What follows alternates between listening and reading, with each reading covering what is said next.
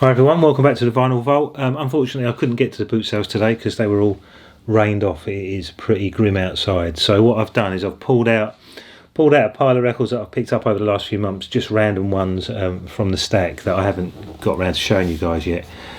And they're all from the boot sale, and I can't remember the prices because it was over different places at different times. But yeah, I just thought I'd show you anyway. So this one, I do actually remember the price of this one. This was, the guy wanted £4 for this, and it's like a tin with 2 records in it, and he wanted £4. And I opened it, or I managed to get it open. It was a bit tricky. Got it open, and one of the records is absolutely trashed. So I offered him £2 because I thought it was interesting with the tin, so he accepted that. So it's finally on Cannibals, the raw, the cooked limited edition. As I say, it's in a tin. Let me open it so you can see what's in it. So yeah, if you can hear that, it's like a tin. And as I say, there's 2 records in here, but this one is absolutely trashed. Can you see that the gouges in it? And then here, I'm going to try and get it into shot, bear with me. This here is like the biggest gouge you've ever seen. It's like a crater. So this record is absolutely useless, it's worthless, this one. But if I put that down there, but there is a second one. There's like this divider in here, like a foam divider with another record underneath. And to show you that, so it's like paper backed type thing. And this one's pretty mint, to be honest. This is a 12-inch, so there was obviously a 12-inch and what I think an LP in here. And this is Fine Young Cannibals, She Drives Me Crazy and Good Thing. And you know what, I've just noticed that I've not noticed before, and I had no idea. This I've just noticed up here, it says not for resale. So this might have been some sort of promotional tin. I'm quite shocked actually, I didn't realise that was there like that.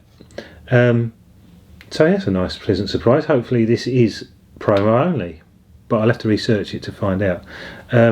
You can probably see the run out groove there. That is, let me try and read that. FY of 1A-2 space U-1-2-1-1.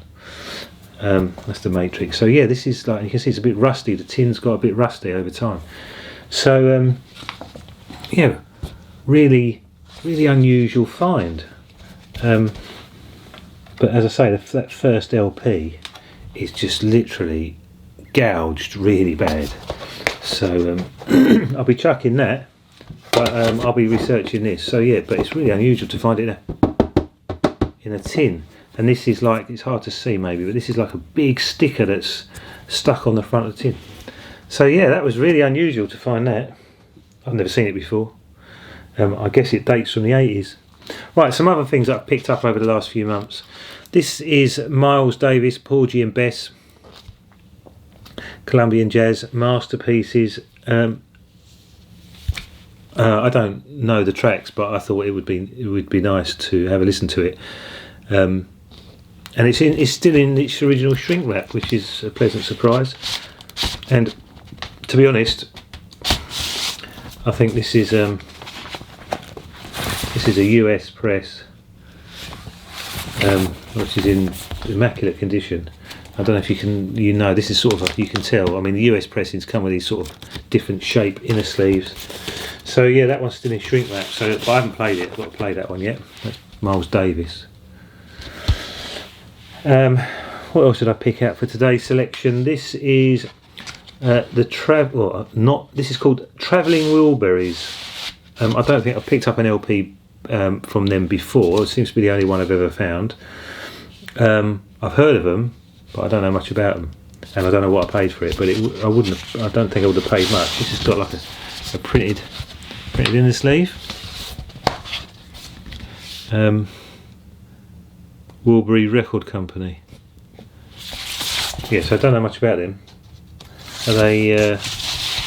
What sort of music are they? Well, I've got loads of guitars on the back. Manufactured in Germany. It doesn't say the year. Again, I think it's probably 1980s. Right. Now this is this is I think this is definitely part of the Street Sounds series. This was a series called Jazz Juice, which had like really soulful jazz stuff on it, fusion-y type things, I think. This looks to be issue 5. I don't Jimmy Castor's on it. I don't know the other artist actually. But this is 1987, part of the Street Sounds catalogue.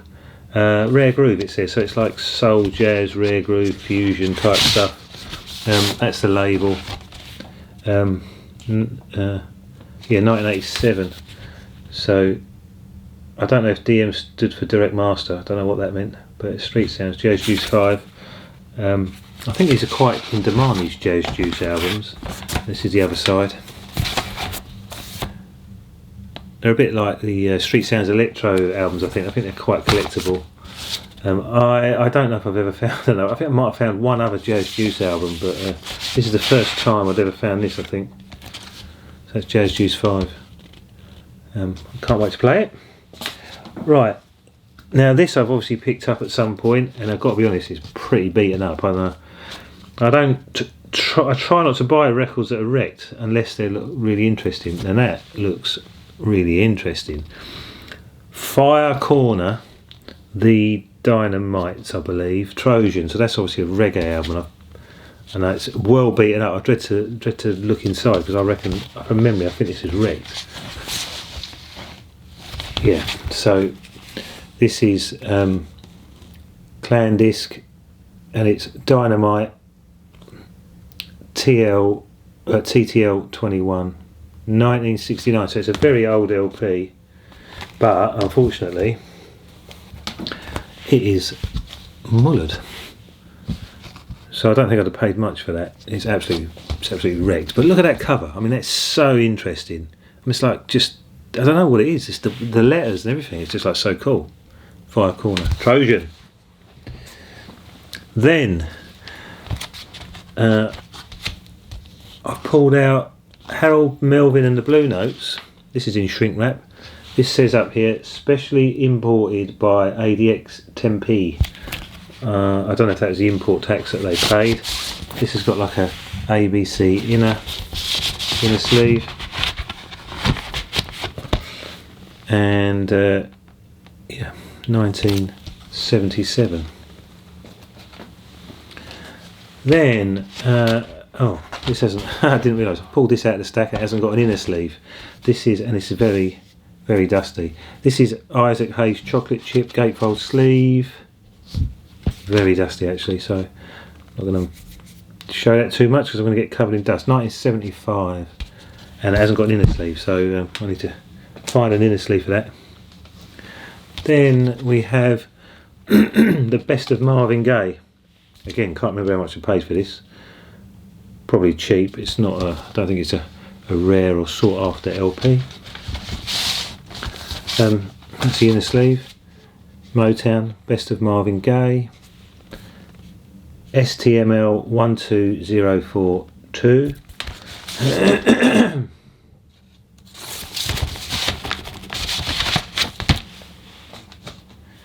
Then next up is the very best of Eddie Cochran. Now, I don't normally buy this sort of stuff, but I've obviously decided on my travels it was worth picking this up.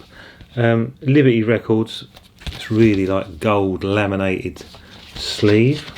16 of the greatest tracks. Let me show you the label. Liberty label. Yeah, I'm not sure. Oh, it's not the sort of thing I normally pick up, but I've obviously decided on this occasion that was worth picking up. But I don't know much about him, to be honest. Now, this one I've never seen before, and it looks really interesting. This is called American Graffiti. I think that is a film. I think that might be a film. 41 original hits. Oh yeah, from the soundtrack. Well, it's either a theatre show or a film. American Graffiti. I've definitely heard of it. That's a gatefold sleeve.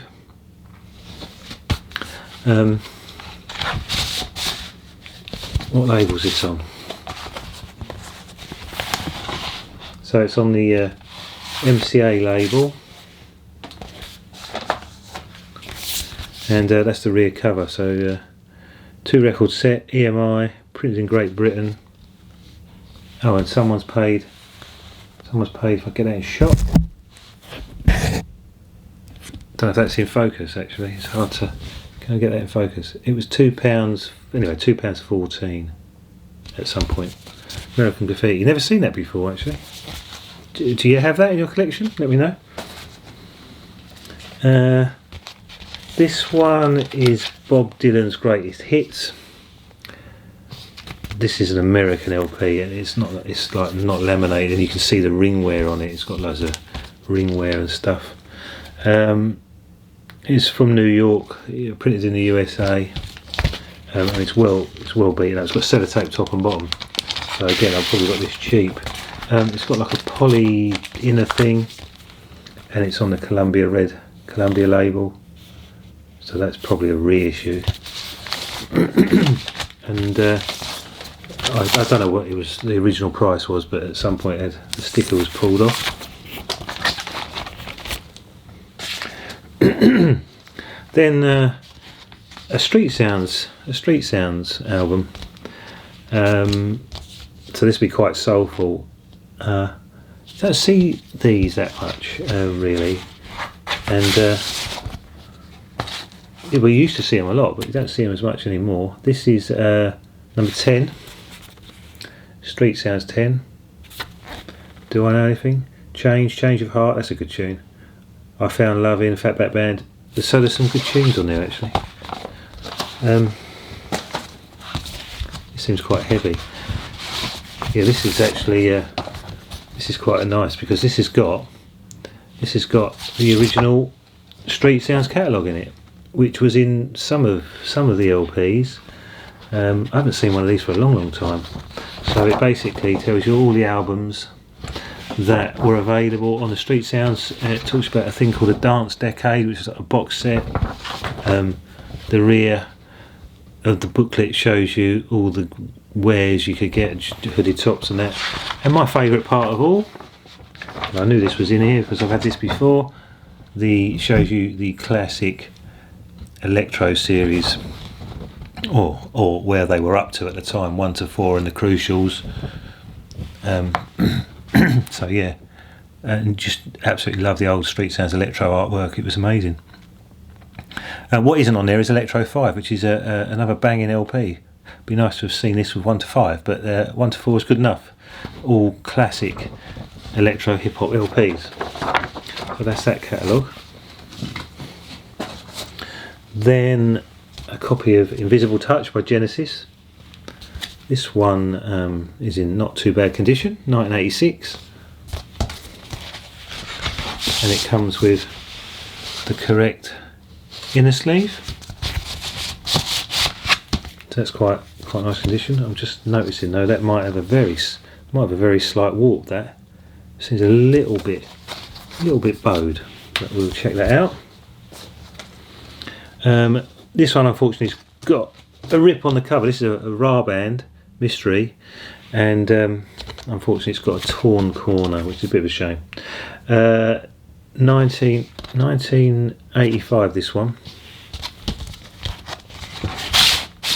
and the label looks like so on RCA. Yeah, not a lot to say on that really. Quite popular, I think, the Ra Band. Can't be bothered to put that away, take too long. A copy of Alexander ONeal. What is this album called? This is self-titled. I think this is self-titled, and this is about, yeah, this is 1985. So again, that period of time. Very famous LP. I've seen that artwork many times. Did I pull that one out? That's on Taboo label. And then the last one I pulled out for today is Phil Collins, Face Value. Sleeves not the best, but it's okay. Gatefold. And yeah, what can I say? It's not too bad condition, but it does have wear and tear. So yeah, that's a few things that I wanted to show you. That's actually That's actually got might be slightly warped as well. Anyway, yeah, so I didn't get to the boot sale, as I say, but these are some things I pulled out of a pile that I've picked up throughout the year, and I thought I'd show you a bit of random stuff. But anyway, thanks for tuning in. See you soon.